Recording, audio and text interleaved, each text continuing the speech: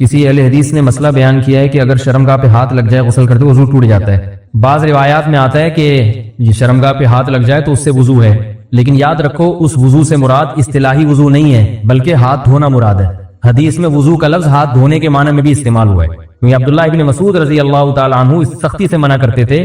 جو لوگ اس بات کے قائل تھے کہ شرمگاہ کے ہاتھ لگنے سے وضو ٹوٹ جاتا ہے تو عبداللہ بن مسعود نے فرمایا کہ اگر یہ اتنی ناپاک چیز ہے تو کاٹ کے پھینک دو اپنے جسم سے. یہ ان کے الفاظ ہیں. تو وضو کا وہاں کیا مطلب ہے؟ وہ دھونے چاہیے کیونکہ اس بات کا امکان ہوتا ہے کیونکہ ناپاکی لگی بھی ہو. تو اور کیونکہ حدیث میں یہ بھی آتا ہے اونٹ کا گوشت کھانے کے بعد بھی وضو کا حکم ہے، تو وہاں بھی ہم کیا کہتے ہیں؟ مسئلہ اختلافی ہے. بعض ائمہ اس کے قائل ہیں، امام شافعی اس کے قائل ہیں کہ شرمگاہ کو ہاتھ لگنے سے وضو ٹوٹتا ہے. اس میں کسی اہل حدیث پہ طنز کرنا جائز نہیں ہے. تو مسئلہ چونکہ اختلافی ہے، جب اختلافی مسئلہ ہوتا ہے تو اگر کوئی ایک قول پر عمل کر رہا ہے تو ٹھیک ہے. تو میں یہ بتا رہا ہوں کہ ہم اس روایت کو کیوں نہیں لیتے. اس کی وجہ یہ ہے کہ یہاں وضو سے مراد ہے اصطلاحی نہیں بلکہ، اور اس کے بہت سارے قرائن ہیں، لیکن ابھی چونکہ وقت بہت زیادہ ہو گیا تو اس لیے میں اس کی زیادہ ڈیٹیل میں نہیں جاؤں گا. اچھی طرح سے استنجا کرنے کے بعد جب جا کر بیٹھتا ہوں تو محسوس ہوتا ہے کہ پیشاب کے قطرے نکل گئے ہیں 1-2. تو حضرت ایسے میں کوئی قوما تو لگا دیا کریں جہاں لگانا ہوتا ہے. حضرت ایسے میں ناپاکی ہو جاتی ہے یا نہیں، جبکہ یہ میرے ہاتھ میں نہیں ہے؟ اس سے بھی عذاب خبر ہوتا ہے. تو بھائی دیکھو، جب پیشاب کر لے نا، پیشاب سے فارغ ہو جائیں تو تھوڑی دیر اطمینان سے بیٹھے رہیں، ٹھیک ہے نا. جب اطمینان ہو جائے کہ اب مزید خطرہ نکلنا بند ہو گیا تو پانی ڈالیں اور پتلی گلی سے نکل لیں. دوبارہ اسٹڈی کرنے کی، مطالعہ کرنے کی چندہ ضرورت نہیں. بالکل وہم ہو، شک ہو، اس سے وضو نہیں ٹوٹے گا. بلکہ شک دور کرنے کا جو سنت طریقہ ہے وہ یہ کہ اپنے ازار پہ تھوڑا سا پانی کی چھینٹیں مارنے شلوار پہ، تاکہ اگر تراوٹ نظر آئے شیطان وسوسے میں ڈالے کہ یہ تو گیلا گیلا، تو آپ خود بولو بھائی یہ تو میں نے خود ترک کیا ہے. تو یہ وسوسہ دور کرنے کا اچھا طریقہ ہے. تو ایک دفعہ جب اطمینان ہو گیا تو اب جب تک 100% یقین نہیں ہوگا قطرہ نکلنے کا، اس وقت تک وضو نہیں ٹوٹے گا. اتنا یقین ہو جائے کہ آپ قسم اٹھا کے کہہ سکیں کہ میرا قطرہ نکلا ہے یا ہوا خارج ہوئی ہے، قسم اٹھا کے کہہ سکیں آپ. بعض دفعہ وہمی لوگ ہوتے ہیں نا، میں ان سے کہتا ہوں کہ تم قسم اٹھا سکتے ہو کہ ایک قطرہ نکلا ہے؟ کہہ رہے میں سوچ کے بتاؤں گا کہ قسم اٹھا سکتا ہوں کہ نہیں. اس پہ بھی کنفیوز ہوتا ہے کہ قسم اٹھا سکتا ہوں کہ نہیں. تو میں نے کہا یہ اس کی علامت ہے کہ نہیں اٹھا سکتے، کیونکہ اتنا یقین ہوتا تو فوراً قسم اٹھاتے. دیکھو ابھی سورج نکلا ہوا ہے، فوراً قسم اٹھا کے ہم کہہ سکتے ہیں اللہ کی قسم سورج نکلا ہوا ہے. اس میں کنفیوز نہیں ہوتا انسان. تو جب تک اتنا یقین نہ ہو جائے کہ پیشاب کا قطرہ نکلا ہے یا ہوا خارج ہوئی ہے، اس وقت تک وضو آپ کا باقی رہے گا. لیکن وہمیوں کو بات سمجھ میں نہیں آتی ہے، پھر بھی کنفیوزڈ ہی رہیں گے یہ. تو اللہ اس کے رسول نے جب ایک بات بتا دی ہے تو بھائی اس پہ یقین کر لو، بس چپکے سے نماز پڑھو. پھر شیطان کہنا کہ ہو سکتا ہے نکلا ہو، تو بولو نکلا ہوگا تو بھی اللہ قبول کر رہا ہے. ہم نے اللہ سے قبول وانی ہے. جب اللہ قبول کر رہا ہے تو ہمیں یہ سوچنے کی کیا ضرورت ہے کہ نکلا ہے کہ نہیں نکلا، جب اللہ ایسے ہی قبول کر رہا ہے. تو ایک دفعہ اطمینان ہو کہ قطرہ آنا بند ہو گیا، اس کے بعد پھر شک سے وضو نہیں ٹوٹے گا. ہاں بعض یہ جو نوجوان لڑکے ہیں یا کم عمر لڑکے ہیں، یہ پیشاب کرتے ہی اٹھ کے بھاگ جاتے ہیں. تو پیشاب کرنے کے کچھ وقت تک تو بہرحال تری نکلتی ہے، تو ایک دم سے بھاگ گئے تو اس سے شلوار بھی ناپاک ہوگی، وہ جگہ بھی ناپاک ہو جائے گی. تو اگر شلوار اتنی ناپاک ہو گئی ہے کہ جو 5 روپے کا سکہ، اس کی کیا دلیل ہے؟ اس پہ بھی اعتراض کرتے ہیں. قرآن حدیث میں کہاں لکھے کہ 5 روپے کے سکے کے برابر اگر ناپاک ہو گئی تو وہ ناپاک ہے، اس سے کم پاک ہے. تو یہ بھی کسی وقت بتاؤں گا انشاءاللہ. اس پہ میرا ایک مناظرہ بھی ہوا ہے، ایک صاحب کہہ رہے تھے اس کی کیا دلیل ہے، تو آج تک پھر وہ دوبارہ الحمدللہ انہوں نے دلیل نہیں مانگی. 5 کا سکہ جو چھوٹا ہو گیا، صحیح کہہ رہے ہیں بھائی، وہ پرانا والا سکہ رائج الوقت نہیں، پرانا سکہ جو ہتھیلی کی گہرائی کے برابر. صحیح کیا آپ نے، اچھا ہوا لقمہ دے دیا آپ نے. جو پرانا والا سکہ تھا جو ہتھیلی کی گہرائی کے برابر ہوتا ہے نا وہ سکہ، تو اس سے کم اگر نجاست لگی ہو تو وہ کیا ہے، کپڑے پاک رہیں گے. سمجھ میں آ رہی ہے بات؟ تو فوراً پیشاب کرتے ہی اٹھ کے بھاگ جانا ٹھیک نہیں ہے. پیشاب کرنے کے بعد تھوڑی دیر بیٹھیں، اطمینان کر لیں کہ اب تری آنا ختم ہو گئی ہے، تو بس اٹھ کے چلے جائیں. تو اور ختم ہو جاتی ہے تھوڑی دیر میں. اور اگر غور فکر میں لگے رہیں گے نا وہاں بیٹھ کے تو قیامت تک ختم نہیں ہوگی. یہ بتا دوں، قیامت آ جائے گی، پولیس بلوانی پڑے گی آپ کو واش روم سے باہر نکالنے کے لیے، کیونکہ وہمیوں کا کوئی علاج نہیں ہے دنیا میں. غسل کے دوران کیا سطر کو چھو سکتے ہیں؟ کیا غسل کے وقت ہم صفائی کی غرض سے اپنے سطر کی جگہ کو چھو سکتے ہیں؟ نیز کیا سطر کو چھونے سے وضو ٹوٹ جاتا ہے یا نہیں؟ ساجد صاحب مقبوضہ کشمیر سے پوچھتے ہیں. دیکھیے غسل کرتے ہوئے اپنے سطر کو ہاتھ لگا کے ہی دھویا جاتا ہے. آپ پتہ نہیں کس طرح سے، یعنی کیسے آپ کہہ رہے ہیں کہ ہاتھ لگا سکتے ہیں، تو ہاتھ نہیں لگائیں گے تو دھوئیں گے کیسے اس کو؟ تو ہاتھ لگا کے اچھی طرح سے اس کو دھونا چاہیے، جہاں بھی ناپاکی لگی ہوئی ہے پھر ہاتھوں کو اچھی طرح دھونا چاہیے. صحیح بخاری مسلم کی حدیث ہے کہ آپ صلی اللہ علیہ وسلم پر جب غسل فرض ہوتا تھا تو آپ صلی اللہ علیہ وسلم سب سے پہلے اپنی جگہ سے جہاں بھی آپ نجاست لگی ہے اس کو اچھی طرح ہاتھ سے صاف کرتے تھے. اس کے بعد آپ صلی اللہ علیہ وسلم اپنے ہاتھ مبارک کو زمین پہ اچھی طرح سے رگڑ رگڑ کے صاف کرتے تھے. یہ خود اس بات کی دلیل ہے کہ منی جو ہے ناپاک ہوتی ہے, کیونکہ غسل جنابت میں امی عائشہ فرماتی ہیں آپ صلی اللہ علیہ وسلم ایسا کرتے تھے. تو اس ہاتھ کو بھی جس پہ منی لگی ہوتی تھی اس کو بھی پھر آپ صلی اللہ علیہ وسلم زمین پہ اچھی طرح رگڑتے تھے تاکہ وہ بھی رگڑنے سے چیزیں پاک ہو جاتی ہیں. تو یہ نبی صلی اللہ علیہ وسلم کا طریقہ ہے کہ آپ جب واش روم میں جائیں تو آپ پہلے جہاں جہاں جسم پہ گندگی لگی ہے اس کو اچھی طرح سے دھوئیں, اس کے بعد ہاتھوں کو آپ اچھی طرح سے, آج کل زمین پہ مٹی نہیں ہوتی تو صابن ہے, صابن سے اچھی طرح سے آپ ہاتھ دھو لیں تو انشاءاللہ وہ پاک ہو جائیں گے. اور صابن نہیں ہے تو پانی سے اچھی طرح رگڑ لیں تو بھی ہو جائیں گے. یہ وہمیوں کے لیے میں نے بتا دیا, ورنہ وہمی جو ہے وہ صابن کے انتظار میں بیٹھا رہے گا, دوپہر کو نکلے گا وہ واش روم سے صبح کے گیا ہوا, وہ کہے گا مفتی صاحب نے کہا تھا صابن, تو صابن میں نے ویسی مثال دے دی, اس سے آسان ہو جاتا ہے, جرمز مر جاتے ہیں. لیکن اگر آپ پانی سے بھی اچھی طرح ہاتھ رگڑ لیں گے تو انشاءاللہ پاک ہو جائیں گے وہ. باقی یہ کہ سطر کو چھونے سے وضو نہیں ٹوٹتا. بعض فقہا کی رائے ہے کہ وضو ٹوٹ جاتا ہے, لیکن عبداللہ بن مسعود رضی اللہ تعالیٰ عنہ کا بھی قول ہے اور اسی پر امام حنیفہ کا فتویٰ ہے کہ سطر کو ہاتھ لگانے سے وضو نہیں ٹوٹتا. تو فقہ حنفی میں اسی پر عمل کیا جاتا ہے, نہ دیکھنے سے نہ ہاتھ لگانے سے. دیکھو ہم کو جو مذہب میں علماء کی ضرورت ہے نا, موٹی موٹی باتوں میں علماء کی ضرورت نہیں ہے. جب آپ مسائل کی طرف جاتے ہیں, فقہی مسائل, اس میں ضرورت پڑتی ہے جو لوگ اس فیلڈ کے ایکسپرٹ. جو موٹی موٹی باتیں قرآن اور سنت نے بیان کی ہیں نا, ان میں تو عالم کو بھی دیکھا جائے گا کہ اگر یہی بیان کر رہے تو یہ عالم ہے, اس کے علاوہ بیان کر رہے تو یہ عالم ہی جاہل ہے. جیسے زکوٰۃ اسلام میں ہے یا نہیں ہے, بھی تو قرآن میں جگہ جگہ ہے زکوٰۃ, اجماعی مسئلہ ہے. رمضان کے روزے فرض ہیں, 5 نمازیں فرض ہیں, ماں باپ کا احترام فرض ہے. اب کوئی مفتی صاحب بیٹھ کے تقریر کریں کہ اسلام میں ماں باپ کا احترام نہیں ہے, اسلام میں رمضان کے روزے نہیں ہے, شوال کے روزے ہیں. اب آپ اس مفتی سے کوئی جاہل گنوار دیہاتی اٹھ کے تقریر کرے یہ مفتی غلط کہہ رہا ہے, لوگ اس جاہل سے کہیں کہ مفتی وہ ہے یا تو ہے, وہ پڑھا لکھا ہے بھائی, تو ٹماٹر اگاتا ہے, پیاز اگاتا ہے, تجھے زیادہ پتا ہے یا اسے زیادہ پتا ہے. شریعت کی بات علماء سے پوچھی جائے گی نا, تو اس موقع پر یہ بات درست نہیں بھائی. شریعت کی بات علماء سے پوچھی جائے گی, لیکن جو بالکل دو چار کی طرح اجماعی مسئلے ہیں ان میں تو عالم کو بھی پرکھا جائے گا کہ یہ اس کے مطابق بیان کر رہے ہیں تو ٹھیک ہے, اس سے ہٹ کے بیان کر رہے ہیں تو یہ عالم ہی ٹھیک نہیں ہے. تو وہ گوار دیہاتی کہہ سکتا ہے کہ بھائی شریعت کی بات علماء سے پوچھی جائے گی, نماز پڑھنی کیسے علماء بتائیں گے, سجدہ صاحب کب واجب ہوتے ہیں علماء بتائیں گے, رمضان کا روزہ کن کن چیزوں سے ٹوٹتا ہے علماء بتائیں گے. رمضان کا روزہ ہی غائب کر دیا تو یہ عالم نہیں ہے, جاہل ہے, یہ تو اجماعی مسئلہ ہے. تو خوب سمجھ لو, میڈیکل سائنس کے کچھ مسئلے اجماعی ہیں. میڈیکل سائنس سے مراد ہے انسانی صحت, اس کے کچھ مسئلے کیا ہیں, اجماعی ہیں. ان میں اگر کوئی میڈیکل رپورٹ آپ کے سامنے اس کے خلاف آتی ہے تو رپورٹ کو بکری کو کھلا دیا کرو آپ جا کے, سمجھ رہے ہو. وہ اجماعی کیا ہے کہ نیچر کی بغاوت کبھی بھی صحت کے لیے مفید نہیں ہو سکتی. یہ جو لڑکے ہاتھ سے خواہشات پوری کرتے ہیں یہ نیچرل نہیں ہے, یہ نیچرل نہیں ہے. یہ ڈاکٹر تو کہے گا باڈی کو کوئی نقصان نہیں ہے. دیکھو جو لڑکوں سے بدفعلی کرتے ہیں باڈی کو ان کے کوئی نقصان ہوتا ہے, مینٹلی بیڑا غرق ہو جاتا ہے ان کا, اتنا بیڑا غرق ہوتا ہے کہ لوط علیہ السلام کہہ رہے ہیں کہ تم عورتوں سے شادی کرو, وہ کہہ رہے ہیں ہمیں عورت سے نکاح میں کوئی رغبت نہیں ہے. وہ جو ہارمونز باڈی میں جو انسان میں خواہشات کو بھڑکاتے ہیں, ان ہارمونز کی ایسی کی تیسی ہو گئی تھی کہ نہیں ہو گئی تھی لوط علیہ السلام کی قوم کی. ابے کیا ہو رہا ہے, کیوں سمجھ میں نہیں آ رہا. تو اللہ نے آپ کے اندر ایک خواہش عورت کے لیے رکھی ہے, وہ ہاتھ سے پوری کر رہے ہو اور آپ کہہ رہے ہو کوئی نقصان نہیں ہوگا. کیوں نہیں ہوگا نقصان بھائی, جو کام جس کام کے لیے خدا نے پیدا کیا ہے رکھا ہے وہ آپ اس کے علاوہ اپنی پوری کر رہے ہو. یہ ڈاکٹر بیڑا غرق کر دیں گے آپ کا. میں کبھی بھی ڈاکٹروں کی فیلڈ میں ٹانگ نہیں اڑاتا, لیکن اگر ڈاکٹر ایسی باتیں کرنا شروع کر دے نوجوانوں کو برباد کر کے اخلاقی برائیوں میں بھی اور جسمانی خرابیوں میں بھی, تو ہمارا فرض بنتا ہے کہ اللہ نے تھوڑی بہت کھوپڑی ہمیں بھی عطا فرمائی ہے, اس کھوپڑی کو استعمال کرنا چاہیے. چیز نیچرل نہیں ہے, وقتی فائدہ ہو سکتا ہے, میں مانتا ہوں وہ نقصان نہیں ہوتے جو حکیم لوگ بتا رہے ہیں کہ پتہ نہیں یہ ہو جائے گا, تو یہ وہ بھی ڈرا ایسی چیزیں بتا رہے ہوتے ہیں جو غلط ہیں. لیکن میرے بھائی وہ فائدے بھی نہیں ہوں گے جو ڈاکٹر. قرآن مجید میں ہے ان اللہ لا یستحی من الحق, کہ اللہ تعالیٰ حق بات بیان کرنے سے حیا نہیں کرتے. حدیث میں بھی بعض ایسے مسائل کو اللہ کے رسول نے بیان کیا ہے صلی اللہ علیہ وسلم نے جو بظاہر حیا کے خلاف ہیں, مگر اس لیے بیان کیا کہ اگر آپ صلی اللہ علیہ وسلم بیان نہ کرتے تو لوگ ان بے شرمی کے کاموں میں مبتلا ہو جاتے. اسی وجہ سے میں بھی ہمت کر رہا ہوں کہ ایک اور ایسا گناہ جس میں لوگ مبتلا ہیں اور وہ ہے حیا کے خلاف, مگر ہے بہرحال شریعت کا مسئلہ اور لوگ اس میں گناہ میں مبتلا بھی ہیں, اس لیے بتانا ضروری ہے. وہ یہ ہے کہ لوگ شادی کے بعد بھی آج کی نوجوان نسل زوجہ سے, بیوی سے غیر فطری طریقے سے ہم بستری کرتے ہیں. انٹرنیٹ پہ بےہودہ فلمیں دیکھتے ہیں تو جو چیز انگریزوں کی دیکھ رہے ہیں کہ ان کے کلچر آہستہ آہستہ میڈیا کے ذریعے ہمارے معاشرے میں بھی آ رہا ہے. اللہ کے رسول صلی اللہ علیہ وسلم نے لعنت فرمائی ہے, ایک روایت میں ہے کہ اللہ اس کی طرف دیکھے گا نہیں کہ جو اپنی زوجہ سے پچھلے راستے سے ہم بستری کرے گا. یہ بیماری بھی بھی یہ گندگی بھی لوگوں میں پھیلتی جا رہی ہے. خاص طور پہ جن کو لڑکوں سے بدفعلی کی عادت پڑ جائے تو وہ زوجہ سے فطری راستے سے ہم بستری نہیں کرتے.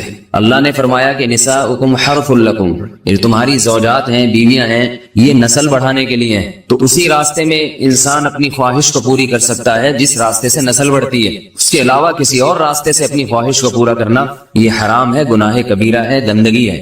ہمارے پاس کیسز آتے ہیں، ایک پاک دامن لڑکی کی شادی ہوتی ہے، لڑکا بھی بظاہر بڑا نیک، لیکن کیا ہے، لڑکا چونکہ ٹھرکی ہوتا ہے، شہوت کا درندہ ہوتا ہے، تو وہ یہ نہیں دیکھتا کہ میں اپنی بری خواہش مٹانے کے لیے میں اپنی زوجہ کو غیر فطری طریقے پر مجبور کیسے کر سکتا ہوں. تو مجبور کرتا ہے پھر اپنی بیوی.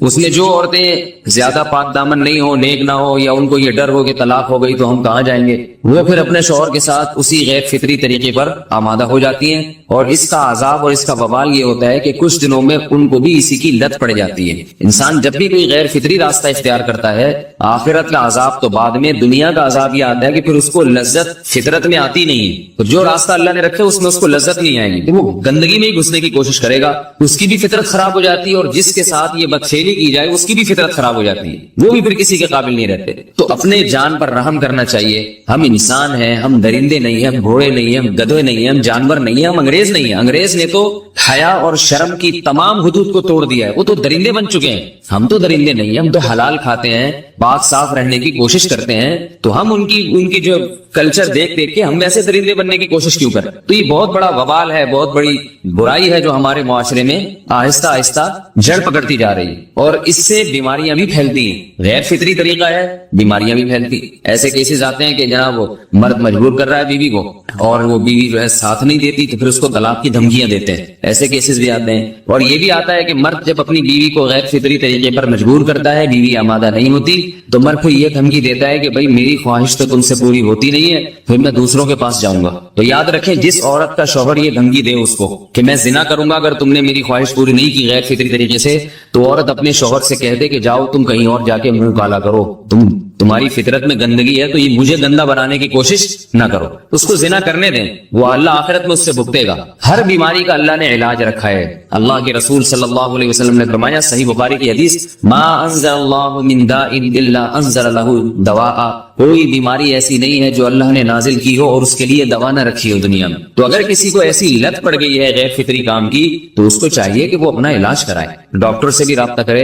اور سب سے بڑا علاج یہ کہ کچھ وقت صبر کرے گا، چھوڑ دے گا کچھ عرصے کے لیے، تو خود بخود آہستہ آہستہ صحیح ہو جائے گا. ایک آدمی شراب کا عادی ہے، ایک علاج تو یہ کہ ڈاکٹروں سے رابطہ کرے، بہترین علاج کے چھوڑ دے. کتنے دن تڑپے گا؟ 1 دن 2 دن 3 دن 4 دن 1 ہفتہ 2 ہفتہ، بہت زیادہ سال ہو جائے گا نا، اس کے بعد خود بخود ٹھیک ہو جائے گا. سگریٹ کا عادی ہے، چھوڑ دے گا. تو کتنے لوگ ہم نے دیکھے ہیں دن میں 20 سگریٹ پیتے تھے، چھوڑنے پر آئے تو بالکل ایک دم چھوڑ دی انہوں نے، آہستہ آہستہ کر کے چھوڑ دی، لیکن تکلیف ہوئی مگر عادی ہو گئے. تو اب کسی کو یہ لت پڑ گئی ہے غلط کام کی، برائی کی، تو اس کا بہترین علاج یہ ہے کہ وہ اپنے آپ کو بدلنے کی کوشش کرے، ماحول بدلے، اور کچھ وقت صبر کرے گا تو اللہ اس سے یہ عادت چھڑا دے.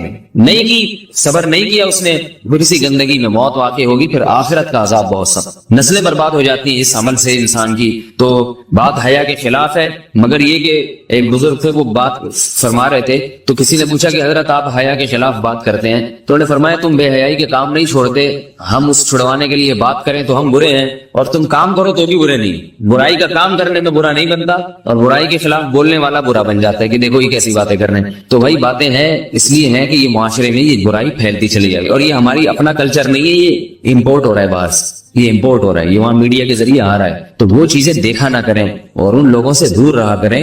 ہمیں تو دین کا داعی ہو کے ان کو ہدایت پر لانا تھا، بجائے ہم ہدایت پہ چل کے دوسروں کو چلانے والے بن کے ان کے راستے پہ ہم نے چلنا شروع کر دیا. اللہ تعالیٰ ہمیں اب دیکھیں ان کے ہاں ایڈس کا مرض پھیل گیا ہے. آپ بتائیے یہ ایڈس کا مرض ہمارا ہے کیا؟ یہ بیماری ہماری ہے یا ان کی ہے؟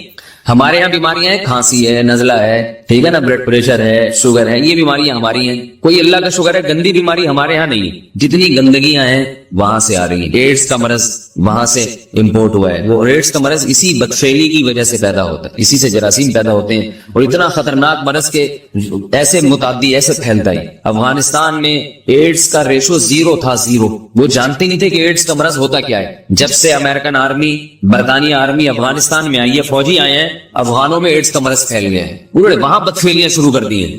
تو وہ تو حالانکہ ان کے لیے زنا کتنا سستا ہے نا ان کے لیے زنا, پھر بھی وہ لڑکوں کی طرف مائل ہوتے ہیں. تو اتنی گندگی, ایسا گندا جب انسان بن جائے پھر اللہ اس کے وجود کو برقرار نہیں رکھتے, اور رکھتے ہیں تو پھر آخرت میں سزا دینے کے لیے اپنے آپ کو ان گندگیوں سے بچانا چاہیے, حلال پہ اکتفا کرنا چاہیے. اللہ تعالیٰ ہمیں حلال پہ قناعت کی توفیق عطا فرمائے اور پاکیزہ لوگوں میں ہمارا شمار فرمائے.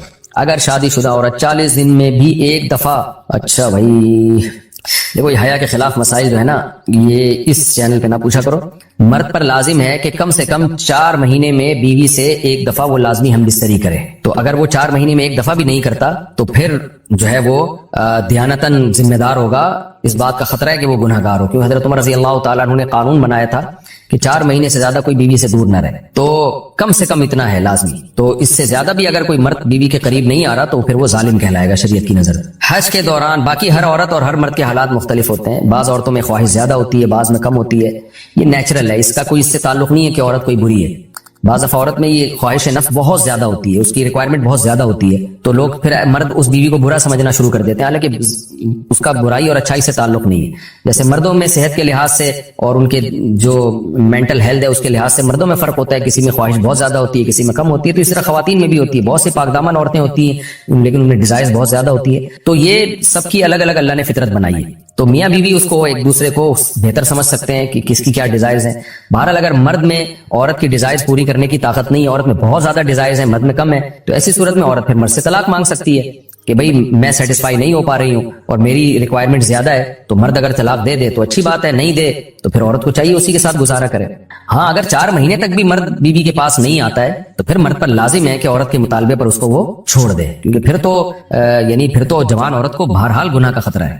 جسمانی تعلق نہ رہنے سے نکاح پر اثر. لاہور سے کسی نے پوچھا اگر میاں بیوی کا آپس میں کوئی جسمانی تعلق نہ ہو تو کیا نکاح پہ کوئی فرق پڑے گا؟ نہیں, اس سے کوئی فرق نہیں پڑتا. جب تک شوہر طلاق نہیں دے گا نکاح ختم نہیں ہوگا. یا اگر شوہر جان بوجھ کر بیوی کا حق ہی ادا نہیں کرتا اور 4 مہینے سے زیادہ اس سے ریلیشن قائم نہیں کرتا اور بیوی بھی جوان ہے, اس کو گناہ کا خطرہ ہے, تو پھر وہ عدالت میں کیس کر سکتی ہے اور پھر اس کا ایک پروسیس ہے, کس طرح سے نکاح ختم ہوگا تو اس پروسیس کو فالو کر سکتی ہے وہ. تو خلاصہ یہ ہے کہ شوہر گناہ گار تو ہوگا کہ اس میں طاقت بھی ہے اور بیوی بھی جوان ہے, تو وہ کیوں اس کا حق ادا نہیں کر رہا, لیکن نکاح خود بخود ختم نہیں ہو جاتا. بیوی بچوں سے کتنا عرصہ دور رہ سکتے ہیں؟ بندہ کام کی وجہ سے 2 سال ملک سے باہر رہتا ہے, کوشش کے باوجود چھٹی نہیں ملتی, کیا اتنی دیر بیوی بچوں سے دور رہنا جائز ہے؟ نامعلوم.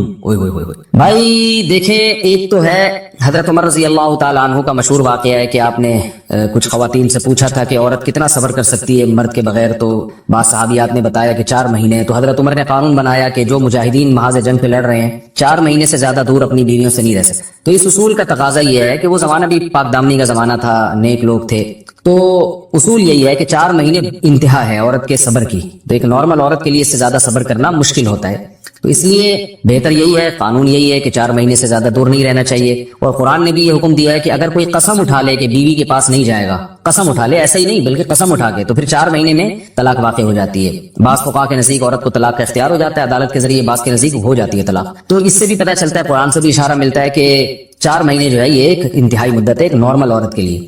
تو اس زمانے میں تو اس کی اہمیت اور زیادہ بڑھ گئی ہے. وجہ اس کی ہے کہ بے حیائی, موبائل, انٹرنیٹ پر بےہودہ چیزیں, یہ سب چیزیں انسان کی شہوت کو بڑھاتی ہیں, مرد کی بھی اور عورت کی بھی. تو اس لیے بھائی میں تو آپ کو مشورہ نہیں دے سکتا کہ آپ 2 سال بیوی سے دور رہیں. میں بدگمان نہیں ہو رہا, بہت سے لوگ 4 سال دور رہتے ہیں, ان کی بیویاں بھی پاک دامنی کے ساتھ زندگی گزارتی ہیں, خود بھی بڑے نیک شریف بن کے زندگی گزارتے ہیں. بہت سے ایسے لوگ الحمدللہ ہمارے معاشرے میں ہیں, لیکن بہرحال اس کلچر کو, اس رواج کو فروغ نہیں دیا جا سکتا, اس کو اپریشیٹ نہیں کیا جا سکتا, شریعت کے لحاظ سے بھی عقل کے لحاظ سے بھی. 2 سال تک مرد کے لیے صبر کرنا کتنا مشکل کام ہے. وہ کھا بھی رہا ہے انڈے پراٹھے اور جناب کھانا پینا اسی سٹائل میں چل رہا ہے, یا تو روزے رکھ کے اپنے آپ کو آدھا کر دیا اس نے. تو سوال عورت کے ساتھ مرد کا بھی تو ہے نا, مرد نے تو قوت اور شہوت اللہ نے اور بھی زیادہ رکھی ہے, تو وہ کیسے صبر کرے گا؟ مرد کی جو قوت برداشت ہے وہ فقہاء نے اور اطباء نے بیان کی 1 مہینہ ہے. تو 2 سال تک بیوی سے دور ہیں. میں پھر بھی بتا دوں, میں بدگمان نہیں ہو رہا کہ جو دور ہیں آپ ان کے بارے میں برا سوچنا شروع کر دیں, لیکن بہرحال یہ اپنے آپ کو فتنوں میں ڈالنے کے مترادف ہے. اس لیے ایسی جاب نہ کریں. 2 سال تک بیوی سے دور ہیں, یا تو بیوی کو ساتھ لے کر جائیں یا بیوی کے ساتھ ہی رہیں. کہیں ادھر ہی کم پیسوں میں انسان گزارا کر لے بیوی بچوں کے ساتھ, یہ زیادہ اچھا ہے زیادہ پیسوں کی لالچ میں بیوی بچوں سے دور رہنا. باقی بیوی آپ کی راضی ہے اس جاب پہ, یا آپ کے پاس کوئی آلٹرنیٹ ہے ہی نہیں, آپ جاب چھوڑ کے آئیں گے تو آپ کو لالے پڑ جائیں گے کھانے پینے کے, تو ایک مجبوری ہے. مجبوری کے حکام الگ ہوتے ہیں, لیکن نارملی نارملی اس کی بہرحال ترغیب نہیں دی جا سکتی.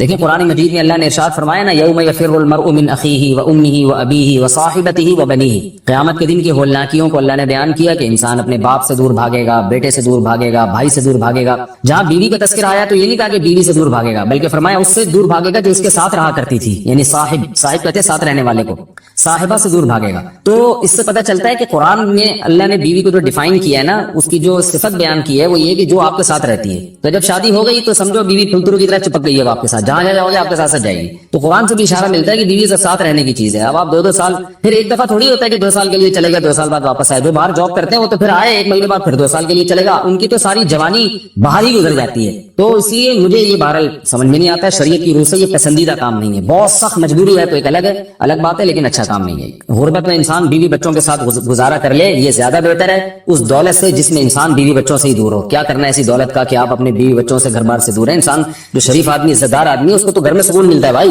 عورت کا شوہر کے بغیر سسرال میں رہنا. اگر شوہر کام کے لیے گھر سے دور ہو, بیوی سسرال میں شوہر کے بغیر رہتی ہو, پردے کا کوئی لحاظ نہیں ہے, اس صورت میں بیوی کے لیے کیا حکم ہے؟ شوہر کے ساتھ رہے یا سسرال میں. اگر شوہر ساتھ نہیں رکھتا بلکہ اپنے گھر والوں کے ساتھ رہنے پر مجبور کرے تو بیوی کیا کرے؟ طارق صاحب اسلام آباد سے. دیکھیں شوہر اگر جاب کے لیے گیا ہے 8 مہینے 1 سال بعد گھر آتا ہے, تو اصل مسئلہ تو یہ ہے کہ جہاں شوہر رہے گا بیوی وہیں رہے گی. شوہر کو چاہیے کہیں بھی گیا ہے اتنے لمبے سفر کے لیے تو بیوی کو ساتھ لے کے جائے. اس پر میں کئی بار دلائل دے چکا ہوں, قرآن سے بھی حدیث سے بھی. ان دلائل کو میں ریپیٹ نہیں کروں گا. اس میں شوہر کو بھی فائدہ ہے, بیوی کا بھی فائدہ ہے. گناہ سے دونوں بچیں گے, فتنے کا اندیشہ کم ہوگا. اتنے عرصے اس دور میں بیوی سے دور رہنے میں انسان میں خطرہ ہوتا ہے کہ گناہ میں مبتلا نہ ہو جائے. اور پھر بیوی کے ساتھ ایک نوعیت کی ظلم اور زیادتی بھی ہے کہ آپ 8 9 مہینے اس کو چھوڑ کے چلے جاتے ہیں, تو یہ دیکھ یعنی اس کی بیچاری کی بھی تو جوانی ساری برباد ہو جاتی ہے, پوری شوہر کے بغیر جوانی گزرتی ہے. تو اس لیے اصل حکم تو یہی ہے, شوہر جہاں رہے گا بیوی اس کے ساتھ رہے گی. لیکن بعض غریب لوگ ہوتے ہیں ان کے پاس وسائل نہیں ہوتے, سعودی عرب میں مزدوری کی جاب کر رہا ہے, وہ بیوی کو ساتھ رکھ نہیں سکتا. اگر رکھے گا تو خرچے اتنے بڑھ جائیں گے کہ وہ کمائے گا کیا پھر. بعض لوگ مجبور ہوتے ہیں, دبئی میں رہ رہے کہہ رہے فلیٹوں کا کرایہ اتنا ہے, بیوی کو یہاں رکھا تو بھائی ہم بچے گا ہی کچھ نہیں ہمارے لیے. تو ایسی شدید مجبوری میں پھر میاں بیوی کمپرومائز کر سکتے ہیں, بھائی میں مجبور ہوں کمانے کے لیے جا رہا ہوں, تمہیں بھی پتا ہے میں اگر یہاں رہوں گا تو تمہیں کھانے کے لالے پڑیں گے, تم ہی مجھے تنگ کرو گی پھر. تو ایسی صورت میں پھر بیوی سسرال میں رہے یا میکے میں رہے. تو اصول تو یہ ہے کہ جہاں شوہر چاہتا ہے وہاں رہے. اصولی بات تو یہ ہے, کیونکہ جب رخصت ہو کے آ گئی ہے وہ سسرال کی امانت ہے نا. ہر آدمی چاہتا ہے کہ بھائی میری بیوی میرے والدین کے ساتھ رہے, یہی ہمارا کلچر ہے اور شریعت میں اس کے ناجائز ہونے کی کوئی دلیل بھی نہیں ہے. اور میاں بیوی کے بہت سے معاملات عرف متعین کرتا ہے, تو ہمارے عرف میں یہی ہوتا ہے کہ بیوی پھر سسرال میں رہتی ہے, رخصت ہو کے آ گئی ہے وہ. تو اس میں اصل حکم تو یہی ہے کہ شوہر جہاں چاہ رہا ہے وہاں رہے. اگر شوہر چاہ رہا ہے کہ میرے ماں باپ کے ساتھ رہو تو پھر عورت کو جائز چیزوں میں شوہر کی اطاعت اس پر لازم ہے, اس کو چاہیے کہ وہ شوہر کے وہاں رہے جہاں اس کے ماں باپ ہیں. لیکن اگر واقعی سسرال میں اس پر ظلم ہو رہا ہے, بہت زیادہ بے پردگی ہو رہی ہے احتیاط کے باوجود, یا خدا نخواستہ جوان دیور ہے, خطرہ ہے خدا نخواستہ. عام طور پہ ہمارے معاشرے میں ایسا خطرہ ہوتا نہیں ہے, خیر الحمدللہ غالب ہے, لیکن بعض دفعہ خطرہ بھی ہوتا ہے. دیور جوان ہے, خطرہ ہے, جوائنٹ فیملی ہے, تو پھر عورت سسرال میں نہیں رہے گی, پھر وہ شوہر کی غیر موجودگی میں اپنے والدین کے گھر رہے گی. پھر ایسی صورت میں شوہر کو بھی چاہیے کہ وہ بیوی کو فورس نہ کرے, اپنے دیوروں کے ساتھ رہنے پر مجبور نہ کرے. اس میں فتنے کا اندیشہ بہت زیادہ ہے. نبی صلی اللہ علیہ وسلم نے فرمایا الحم وہ موت, یعنی موت کی طرح دیور کو قرار دیا گیا ہے احتیاط کے معاملے میں. تو میں دیوروں پہ بدگمانی نہیں کر رہا کہ بہت سے دیور بھی بیان سن رہے ہوتے ہیں, وہ کہتے ہیں یار ہمیں یہ بنا کے پیش کر دیا, ہم تو بہت اچھے ہیں. آپ کے علاوہ کی بات کر رہا ہوں, جو میرا اس وقت چینل دیکھ رہے ہیں ان کے علاوہ کی بات کر رہا ہوں. لیکن بہرحال احتیاط ضروری ہے.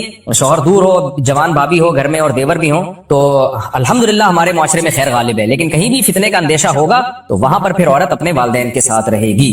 گھر کو تباہ کرنا ہو اس کا طریقہ بھی میں آپ کو بتاتا ہوں, بہترین پیکج ہے میرے پاس. گھر کو تباہ کرنا ہو میں بتاتا ہوں, آپ اس کے بعد طلاق ایسوسی ایشن کھول سکتے ہیں. آپ گھر کو تباہ کرنا ہو تو بھی اصلاح کا لیبل لگایا جاتا. اللہ نے گھر کو سیدھا رکھنے کے لیے ایک اصول بتا دیا, وہ اللہ والا اصول ہمیں سمجھ میں نہیں آ رہا. اللہ نے کہا یہ جو میاں ہے, جس کو میاں کہا جاتا ہے, یہ کم بخت, جیسے ملک کا ایک سربراہ ہوتا ہے, وہ اچھا ہو برا ہو آپ نے اطاعت کس کی کرنی ہے؟ سربراہ. اب ہم لال بتی پہ سگنل توڑ دیں, بولیں کہ ہمارے صدر مملکت چونکہ سرداری ہیں اور کسی کو وزیر اعظم شہباز شریف سے بھی اختلاف ہو سکتا ہے, تو یہ دونوں ہمارے حکمران ہیں, میں ان کے قانون کو مانتا ہی نہیں, لہٰذا میں ریاست کو مانتا ہی نہیں, میں لال بتی توڑتا ہوا جاؤں گا. تو یہ لاجک کی بات ہوگی؟ بھائی ریاست اچھی ہو بری ہو, آپ نے इंतजामी चीजों में हुकूमती लॉ को फॉलो करना है आपने। तो घर भी एक इस्लाम कहता है कि स्टेट है, एक रियासत है। मियाँ कभी अच्छे होते हैं, कभी मियाँ बुरे होते हैं, लेकिन सरबराह रहता है वो कमबख्त। औरत ये कह के अपने शौहर की इताअत से जान नहीं छुड़ा सकती कि मेरा मियाँ अच्छा नहीं है। चलेगी भाई घर में किसकी? मियाँ की। अब खवातीन को इस्लाह के नाम पे फसाद में डाला जाता है। नहीं, ये क्या लगता है तुम्हारा, जितने इसके हुकूक हैं उतने ही तुम्हारे हुकूक हैं। बहुत सारी चीजों में रुकावट है, बहुत सारी। मैं एक एक का नाम लूंगा ना तो बहुत लंबी चौड़ी फहरिस्त है इसकी। पास केस हमारे पास आते हैं, बेगम साहिबा ने शौहर को 10 साल हो गए करीब ही नहीं आने दी। भाई करीब ही नहीं आने दिया, क्योंकि कोई फिजिकल प्रॉब्लम है बेगम में, उसको ख्वाहिश ही नहीं है, तो वो मियाँ घूम रहा है, वो जिना भी नहीं करता। बेगम ने कहा दूसरी शादी कर लो, मेरे पास पैसे ही नहीं है ना, मुझे कोई रिश्ता देगा ना, मेरे पास घर का इंतजाम है। तो अब बताओ सोसाइटी में फसाद, घर में फसाद होगा कि नहीं होगा? फिर वो गुस्से में आके बेगम को थप्पड़ मारता है, तो बच्चे बड़े हो गए हैं, वो देख रहे हैं मेरा बाप मेरी माँ को बोलो मारता है। फसाद, बेगम मिचा रही है, बदनाम कौन हो रहा है? बदनाम मियाँ हो रहा है। वो कह रहे हैं भाई मैं जिना की तरफ जा रहा हूं। अगर औरत थोड़ी कुर्बानी दे दे, जो शरीयत ने हुक्म दिया, नबी सल्लल्लाहु अलैहि वसल्लम ने फरमाया जब मर्द बीवी की तरफ आना चाहे तो हदीस का मफहूम है बीवी के पास उसको रोकने का राइट बोलो नहीं। बीमारी हो तो एक अलग बात है। तो ऐसा फसाद घर में, बेटे बाप के बागी हो गए, बच्चियां बाप की बागी हो गई। वो बेचारा सारी जिंदगी कमा कमा के खिलाया, घर बनाया, गैस बिजली का बिल दिया, शेल्टर दिया, और आखिर में जलील भी खुद ही हो गया। यही मामला उल्टा भी होता है, उल्टा भी मामला होता है। अल्लाह ने मर्द के जिम्मे लगाया बेसिक नान नफका कौन देगा? औरत का। बोलो मर्द देगा। घर में बात करेगा, तमीज से बात करेगा। बाज लोग घर में जब आते हैं तो ऐसे जैसे चंगेज खान ने बगदाद पे हमला कर दिया है। बेसिक नान नफका नहीं उठा रहे, बेगम का जेवर बेच के बोलो खा गए। अब जब घर में लड़ाई होती है, चीखो पुकार, तो फिर इस्लाम ने जो शोहर को हुकूक दिए वो पेश करना शुरू। इस्लाम ये कहता है कि औरत शोहर के सामने मत चीखे। जैसे एक टिकटॉकर का भी आया है ना, एक टिकटॉकर का आया है अभी बयान, अपनी बीवी को मीडिया पे बदनाम कर रहा है और कह रहा है कि इस्लाम ने में 4 शादियां फर्ज है। अगर वो 4 शादी का लफ्ज इस्तेमाल ना करता ना तो मैं ये बात अभी आपके सामने ना करता, लेकिन वो 4 शादियों को बदनाम कर रहा है। कहते हैं इस्लाम में 4 शादियां फर्ज है और मेरी बीवी क्योंकि बहुत सादा है, बहुत देसी है, मुझे उसमें रगबत नहीं है, और ऐसी है और वैसी है, फलानी है, डिमकानी है, लिहाजा मैं इसको तलाक देके 4 शादियां करूंगा। किसी मॉडर्न से किस कदर बेगैरती है अपनी बीवी को मीडिया के सामने जलील करना। मैं इसलिए बयान कर रहा हूं कि ऐसे लोगों को मेरे खाते में ना डाला जाए कि मुफ्ती साहब के 4 शादियों पे बयानात का ही असर है। ना ना ना, ये ठरक है जिसपे लेबल किसका लगाया जा रहा है? 4 शादियों का। जब भी कोई मीडिया पे आके शौहर अपनी बीवी को जलील करे या औरत अपने शौहर को, तो ये मत देखा करो इनमें सही कौन है गलत कौन है, ये इल्जाम सही है गलत है। आप उनसे बोलो अल्लाह ताला ने मियाँ बीवी को एक दूसरे का लिबास बनाया है, लिबास उयूब दिखाता है या छुपाता है? बोलते क्यों नहीं? किस कदर बेगैरती बेशर्मी की बात है। आप दुनिया के सामने आके अपनी बीवी को जलील कर रहे हो, दुनिया के सामने आके बता रहे हो वो ऐसी है वो वैसी है। कोई शर्म नहीं है आपको? और फिर लेबल आप लगा रहे हो इस्लाम का कि इसको मैं छोड़ूंगा और 4 करूंगा क्योंकि इस्लाम ने आपको इसकी इजाजत दी है कि आप अपनी पर्देदार बीवी को दुनिया के सामने जलील करो। तो ऐसे लोगों का बाइकआउट करना चाहिए। और मॉडर्न लड़कियों से शादी का जिसको शौक है ना वो दोस्तियां लगा ले, वो शादी बोलो। इस्लाम जब 4 की आपको तरगीब देता है तो इस्लाम में तरगीब मॉडर्न और बेपर्दा लड़कियों से शादी की है या पर्देदार से शादी की है, हयादार से शादी की? अच्छा, जिस चीज को वो बुराई के तौर पर पेश कर रहा है ना, मेरी बीवी में ये बुराई, वो असल में अच्छाई है। वो क्या है? औरत का सादा होना तो अच्छाई है। तो वो सूरह नूर की आयतें अब समझ में आई हमें। अत्तय्यिबातु लित्तय्यिबीना वत्तय्यिबूना लित्तय्यिबात। अल्लाह कहते हैं पाकीज़ा मर्द पाकीज़ा औरतों के लिए और पाकीज़ा औरतें पाकीज़ा मर्दों के लिए। वल खबीसातु लिल खबीसीना वल खबीसूना लिल खबीसात। नापाक मर्द नापाक औरतों के लिए और नापाक औरतें नापाक मर्दों के लिए। बिल्कुल बेहतरीन बात हो गई। जिसको सूरह नूर की आयतों का मतलब समझ में ना आता हो ना तो उस टिकटॉकर को देख ले, समझ में आ जाए। तो मैं ऐसा कर रहा था कि बाज़ दफा मर्द अपनी बेसिक जिम्मेदारी पूरी नहीं कर रहा, फिर जब औरत चीखती है चिल्लाती है तो फिर उसको इस्लाम क्या कहता है? बीवी शौहर की इताअत करे। अगर सर्दे का हुक्म होता तो बीवी को हुक्म दिया जाता, इससे घर में फसाद पैदा होता है। भाई बात कुछ और है, आप उस पे लेबल कुछ और लगा रहे हो। तो खूब समझ लो इस पूरी बात का हासिल क्या निकला कि अपनी जिम्मेदारियों को ना पहचानना और फिर उन जिम्मेदारियों को अदा ना करना, ये फसाद का सबसे बड़ा सबब है। समझते हो कि नहीं समझते? आपको पता होना चाहिए मेरी जिम्मेदारियां क्या। आजकल लोगों को पता ही नहीं मेरी जिम्मेदारियां क्या है, मेरी जिम्मेदारियां क्या है। जब आपको अपनी जिम्मेदारी ही का नहीं पता तो आपको कैसे पता चलेगा सही कौन है गलत कौन है? देखो एक मैं मिसाल देता हूं। एक बंदा आया आपके पास और कहने लगा 1 लाख रुपए आप मुझे दे दो। आप उसको मना कर दोगे तो क्या यह जुल्म कहलाएगा? नहीं कहलाएगा, क्योंकि आपको पता है मैं कोई जिम्मेदार थोड़ी हूं उसको 1 लाख रुपए देने का। लेकिन उसने कोई पुरानी फाइल निकाली और उसने कहा कि आपने फला चीज मुझसे खरीदी थी और पैसा देने आप भूल गए थे, तो ये देखो उसका सबूत है, और उसने साबित कर दिया कि आपके जिम्मे 1 लाख है। अब 1 लाख रुपए ना देना जुल्म है या नहीं है? तो नॉलेज में आ गया आपके कि भाई ये मेरी रिस्पॉन्सिबिलिटी है, ये मेरी जिम्मेदारी है, ये तावान है मेरे ऊपर। तो घर में जब किसी को पता ही ना हो कि मेरी हुदूद कितनी है, मेरी जिम्मेदारी, मुझ पर जो लायबिलिटीज हैं वो क्या है और सामने वाली पर क्या जिम्मेदारी है, तो उस जिम्मेदारियों के तायुन के बगैर किसी घर में कभी सुकून आ सकता है? बोलो नहीं। और लिबरल लोगों के यहाँ सबसे बड़ा मसला यही है, इन कमबख्तों को बेचारों बेचारों को पता ही नहीं होता कि मेरी जिम्मेदारी क्या है और मेरी वाइफ की जिम्मेदारी क्या है, क्योंकि ये आधे मुसलमान सोसाइटी को लेके चल रहे होते हैं, आधे गोरों को लेके चल रहे होते हैं, ना इधर के ना उधर के। इनके यहाँ औरत को आजादी वो चाहिए जो अंग्रेजों की औरतों को होती है, लेकिन खर्चा पूरा शौहर से चाहिए। समझ रहे हैं कि नहीं समझ रहे हैं? हालांकि उनके यहाँ औरत मुकम्मल आजाद होती है, लेकिन गर्लफ्रेंड की तरह अपने शौहर के साथ रहती है। वो उसको वसीम साहब से भी, अस्तगफिरुल्लाह, ये वाले वसीम नहीं, अंग्रेजों के जो माइकल हैं उनसे भी उसको रिलेशन की इजाजत है। और इधर जो शौहर है उस पे वो भी आजाद होता है जिम्मेदारियों से, किसी किस्म की बीवी पे भी पाबंदियां नहीं लगा सकता। तो इतना आजाद है कि वो बीवी पे पाबंदी नहीं लगा सकता, लेकिन बीवी उसकी रिस्पॉन्सिबिलिटी भी नहीं होती। समझ रहे हो? उसके जिम्मे नहीं है बेगम को अपने खर्चे पे चाय भी पिलाए हो, बीमार हो जाए तो उसका इलाज करे, ये उसके जिम्मे नहीं है। तो हमारा जो सेकुलर लिबरल तबका है उसमें औरत को आजादी चाहिए अंग्रेज औरतों वाली, खर्चा चाहिए मुसलमानों वाला, इस्लाम वाला शौहर से। और इन लिबरल मर्दों को बीवी को बाउंड करना है उस तरीके से जैसे इस्लाम ने बीवी को बाउंड किया है, शौहर की इताअत करे। लेकिन बीवी के हुकूक से आजाद ऐसे होना है जैसे अंग्रेज आजाद है। बने क्यों कर जो हो सबकार उल्टा, हम उल्टे यार उल्टा बात उल्टी, हम उल्टे बात उल्टी यार उल्टा। मेहताब राय एक शायर गुजरा है, उसने कहा मेरे नाम में मेहताब में हम भी उल्टा तो मह बन गया, बात उल्टी तो ताप बन गया, राय उल्टी तो क्या बन गया, यार बन गया। तो हम भी उल्टे, बात भी उल्टी, यार भी उल्टा, हमारा नाम में तो हर चीज ही उल्टी है। तो बने क्यों कर जो हो सब काम उल्टा। नहीं आई मेरा ख्याल है बात, रंगी को नारंगी कहें तुंद माल को खोया, चलती को गाड़ी कहें, आगे शायर का नाम मैं भूल गया, देख के शायर रोया, शायरी लगा देता हूं। रंगी को नारंगी कहें, जो इतनी कलरफुल चीज होती है नारंगी, उसको क्या कहते हैं, जो रंग वाली होती है उसको नारंगी बोलते हैं, यानी रंगी नहीं। और तुंद माल, जो खूब दूध को पका पका के उसका जो माल निकाला जाता है उसको कहते हैं खोया, यानी कुछ भी नहीं आया उसमें, लेकिन उसी असल तो यही था दूध में, इसके बगैर दूध ने सब कुछ खो दिया, लेकिन उसको खोया कह रहे होते हैं। और जो चीज हमेशा चलती है उसको कहते हैं गाड़ी, यानी गाड़ दिया जमीन में उसको। तो कहते हैं जब शायर ने ये सब कुछ देखा तो रोया कि यार ये मार्केट में हो क्या।